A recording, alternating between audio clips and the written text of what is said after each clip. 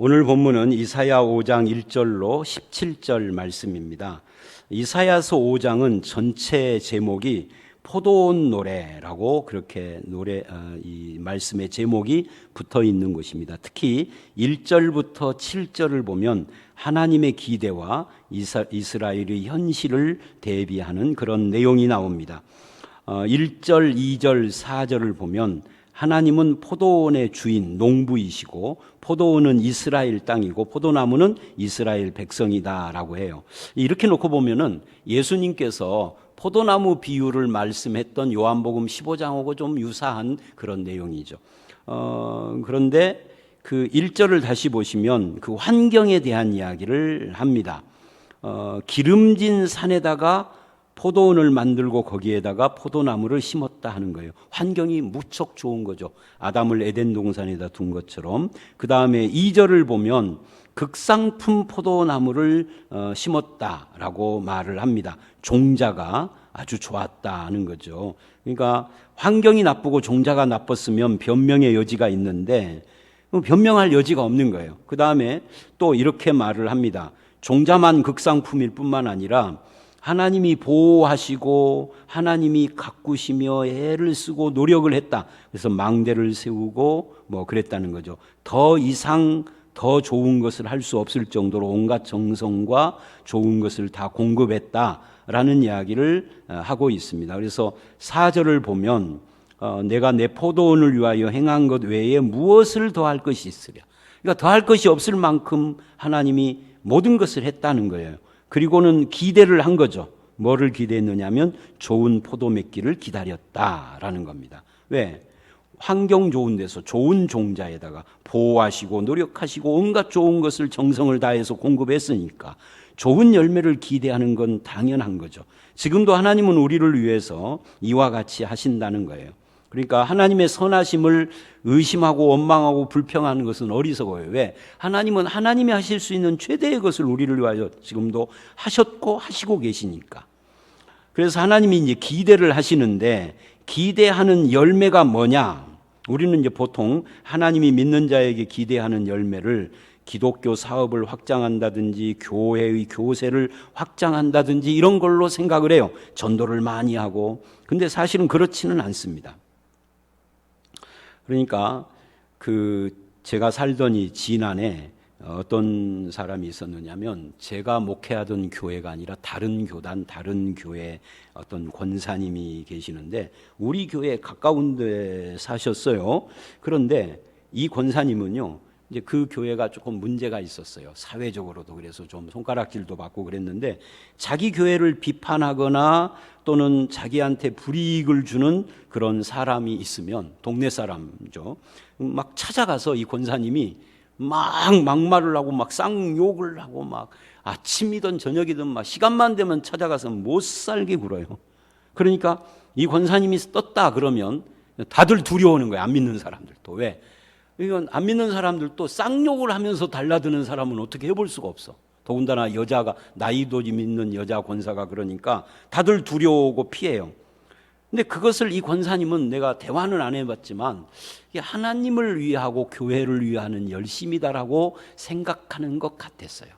근데 정말 그게 하나님이 원하시고 하나님이 기대하는 열매일까? 우리는 답을 다 알죠. 그런 건 아니라는 것을.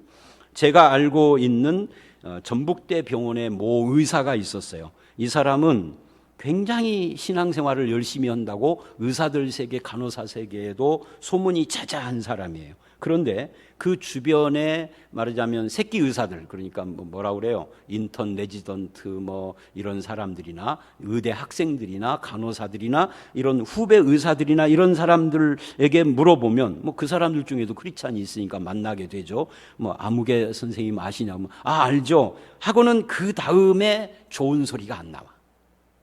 뭐 이분들은 굉장히 한 분이 아니라 한두 분이 제가 아는 분인데 이 두 분이 다 비슷해서 뭐 성경 공부도 인도하고 뭐 막 굉장히 열심히 신앙생활을 한다고 하는데 성품이 얼마나 고약한지 괴팍하고 변덕스럽고 막 화도 내고 어떤 때는 막 위아래도 없이 막 그냥 소리 고함 지르고 막 사람들하고 싸우고 이 병원 안에서도. 그래서 다른 의사나 간호사들이 아주 꼴보기 싫어합니다. 그런데 본인은 굉장히 열심히 있어서 교회 모든 일에 참여를 해서 막 열심을 부리고 교회 밖에서도 막 성경 공부도 인도하거든요. 그런 사람, 이 두 분을 내가 다 잘 알아요. 적어도 가깝게 뭐 진안에 있는 저희를 찾아까지도 오신 분들인데, 근데 그분들의 소문은 아주 좋지 않아. 그러니까 제가 마음이 참 안타깝더라고요. 어떻게 저렇게 열심히 있다고 스스로 하는데 저렇게 욕먹는 삶을 살까? 하나님이 기대하는 열매는 그런 것이 아니다 하는 이야기예요. 7절을 보면 물은 만군의 여호와의 포도원은 이스라엘 족속이요 그가 기뻐하시는 나무는 유다 사람이다. 그들에게 뭐를 바라시느냐? 기대하는 열매 정의를 바라셨더니 도리어 포악이요 그들에게 공의를 바라셨더니 도리어 부르짖음이었도다. 여기서 정의는 평등이고요 공의는 자비입니다. 근데 이 평등과 자비, 정의와 공의가 아니라 하나님이 기대하지 않는 포악과 백성들의 부르짖음, 이것이 하나님께 들리고 있다. 그러니까 저들은 열매를 잘 못 맺고 있는 거죠. 그래서 이 정의와 공의라는 열매를 잘 뜯어보면 이게 하나님의 성품입니다. 그러니까 일보다 중요한 것이 내 속에 하나님의 성품을 이루어가는 거예요. 그 성품이 나의 언행과, 그러니까 언어, 말과 행실과 내 마음을 통제하는 거잖아요. 성경 공부를 인도하는 것, 교회에 봉사하는 것보다 더 중요한 그것이 성령의 열매를 맺는 것이고 신의 성품에 이르러 가는 거예요. 다시 5절, 6절을 보면 하나님의 심판을 이야기를 합니다. 울타리와 담을 제거하시겠다 그래요. 이 말은 무슨 말이에요? 하나님의 보호를 해제하시겠다 하는 이야기죠. 그러니까 무서운 겁니다.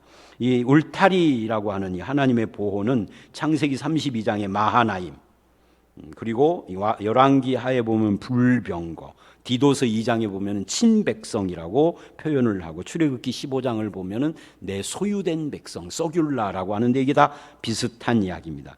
자, 여기까지 정리를 해보면 하나님의 기대는 정의입니다. 미슈파트 공평이죠. 그런데 이스라엘의 반응은 포악입니다. 미슈파흐.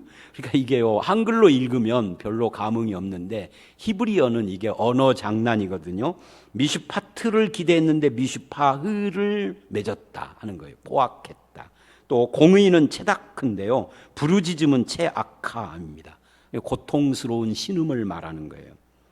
그래서 우리나라 기독교인들과 교회는 무엇을 보여야 할 것인가? 하나님이 뭐를 기대하는가? 예수 믿는 사람들이 더 모질고 더 싸납고 더 포악하고 더 이렇게 신용불량하고 이런 것이라면 그가 아무리 열심히 있어도 그거는 열매 맺는 사람이 아니에요. 하나님이 기대하는 열매는 그것이 아니다. 이제 그래서 무엇이 이들을 이렇게 만들었을까? 그게 이제 8절로 23절까지인데 오늘은 17절까지만 무엇이 그것을 만들었는가? 이제 8절로 23절은 화 있을진저 악을 행하는 자여라는 말로 대변이 됩니다. 8절로 6절을 보면 이렇게 된 이유가 욕심이라고 그래요. 근데 그 욕심이 주로 뭐냐면 부동산에 대한 욕심이에요. 그들을 8절은 이 땅에 홀로 거주하려고 하는 자들이라 그럽니다. 이게 참 재미있는 말씀이에요. 이게 무슨 말씀이냐면 이게 이기주의를 말을 하는데 남을 외면하고 탐욕에 사로잡힌 것, 그거를 지금 이렇게 표현해요. 하나님이 주신 것에 만족을 못하면 이제 이런 이야기죠. 내가 이 땅에 집을 많이 갖는 것이 내 소원이에요. 그럼 내 주변에 집을 막 사들이기 시작하면은 나중에는 이게 상당히 과장법인데 나중에는 온 내 주변에 있는 이 중화산동이 다 내 땅이고 내 집이면은 그러면 어떻게 되죠? 그러면 다른 사람들은 다 집 놓고 나가야 되니까 혼자 사는 거죠.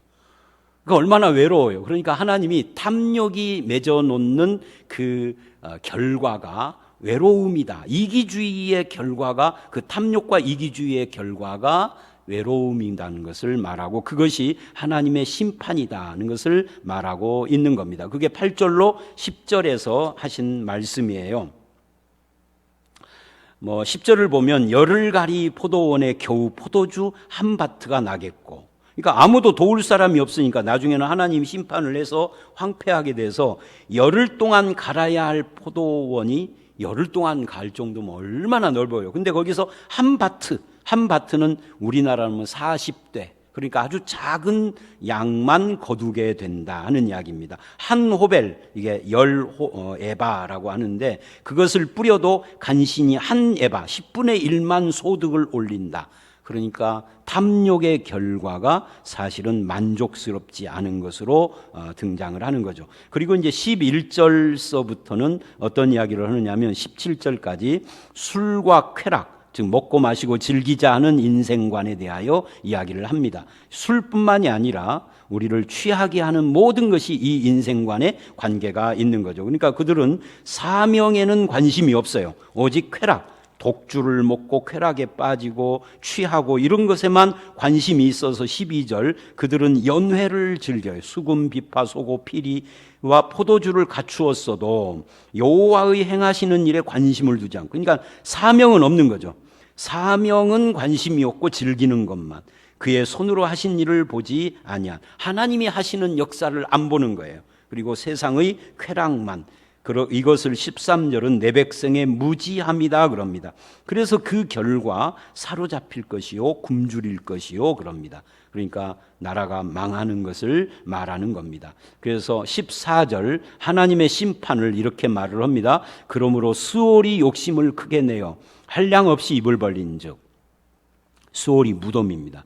무덤이 입을 벌고 욕심껏 사람들을 빨아들인다는 것은 많은 사람들이 죽는다는 거예요. 이것이 욕심으로 그 물질을 빨아들이는 것과 이 무덤이 사람들을, 그 욕심쟁이들을 빨아들이는 것과 이게 서로 매치가 돼가지고 굉장히 뭐라 그럴까요? 유머스럽게 지금 말을 한 거죠. 내용 자체는 유머가 전혀 아닙니다. 비참한 것이고 끔찍한 것이죠. 인간의 욕심이 수월의 욕심하고 대비가 되는, 데자부요라고 그러잖아요. 그런 이야기를 하면서 이제 15절 연의 사람은 구풀이고 존귀한 자는 낮아지고 역전되고 바뀌는 것을 말을 하면서 16절 하나님은 어떤 분이시냐를 말을 합니다. 오직 만군의 여호와는 정의로우심으로 높임 받으시며 거룩하신 하나님은 공의로우시며 거룩하다 일컬음. 그러니까 계속해서 이 이사야서는 정의와 공의를 요구하고 있는 겁니다. 하나님이 그런 분이니까 우리도 그렇게 살아야 된다는 이야기를 하는 거죠. 17절은 하나님의 심판을 이렇게 말을 합니다. 그때에는 완성된 천국이죠. 어린 양들이 자기 초장에 있는 것 같이 풀을 먹고 유리하는 자들이 부자의 버려진 밭에서 먹으리라. 그러니까 공평과 공의를 잃어버린 나라를 하나님이 심판하면은, 그러면 오히려 가난한 자들이 부자의 버려진 밭에서 먹고 살아.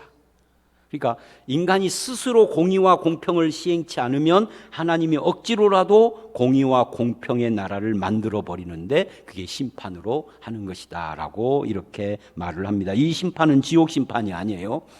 적군에 의하여서 이스라엘이 멸망할 것에 대한 이야기를 이렇게 하는 겁니다. 그러니까 이러기 전에 우리가 공의와 정의, 공평과 공의의 삶을 사는 것이, 우리가 술과 쾌락에 빠지고 욕심에 빠지는 것보다 그렇게 사는 것이 성도가 하나님의 심판이 아닌 하나님의 축복 가운데 사는 모습이다 하는 것을 우리가 알 수가 있습니다. 하나님이 기대하는 것, 정의와 공의, 인간들의 반응, 포악과 부르짖음, 이 둘을 대비하면서 우리에게 하나님이 기대하는 삶을 살라 하시는 말씀 앞에서 믿음으로 반응하는 저와 여러분들이 되시기를 주의 이름으로 축원합니다. 함께 기도합니다.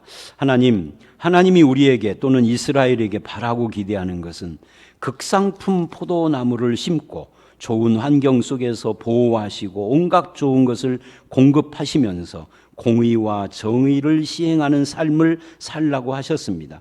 공평과 자비의 삶 대신 포악과 고통의 부르짖음만 가득한 사회를 만든 이스라엘처럼 오늘 우리들도 그런 삶을 살고 있지는 않는지 자신을 점검하게 하시고, 하나님께서 우리가 욕심과 또는 쾌락에 물들어서 공의와 정의를 저버리게 되면 심판을 통해서라도 그것을 이루게 하시겠다라고 하는 이 하나님의 의지 앞에서 우리의 삶이 변화되게 해 주시옵소서. 나를 통하여서 공평한 그런 삶이 나타나고 자비로운 삶이 나타나는 그런 성도 되기를 간절히 소원하옵고 예수님 이름으로 기도드려 싸움나이다. 아멘.